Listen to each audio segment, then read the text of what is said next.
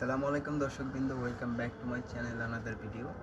তো আজকে আসছি আপনাদের কাছে কিছু মূল্যবান কথা শেয়ার করার জন্য এবং কবুতর বিষয়ে কিছু ধারণা দেওয়ার জন্য, যারা বিশেষ করে নতুন পালক যারা আছেন, ঠিক আছে। তো অনেকেই বলে যে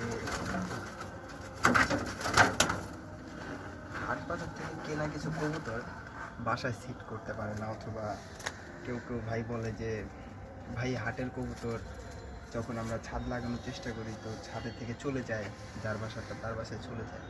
তো সেই ভাইদের জন্য বলছি যে সবার প্রথমে ভাই কবুতরটা আপনারা ট্রাই করবেন যে ভালো একটা কবুতর কেনা, ঠিক আছে। ভালো কবুতরের চেনার উপায়টা আমি নেক্সট ভিডিওতে অবশ্যই আপনাদের জানিয়ে দেব।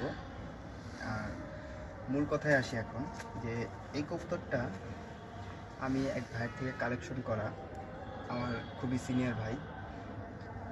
তো ভাইয়ের থেকে কবুতরটা নেওয়ার পরে সবার প্রথমে আমিও ভাবছিলাম যে কবুতরটা আমি ছাদে লাগাতে পারবো না, কিন্তু আমি অবিরত চেষ্টার পরে কবুতরটা ছাদ লাগানোর কমপ্লিট হয়ে গেছে প্রায়।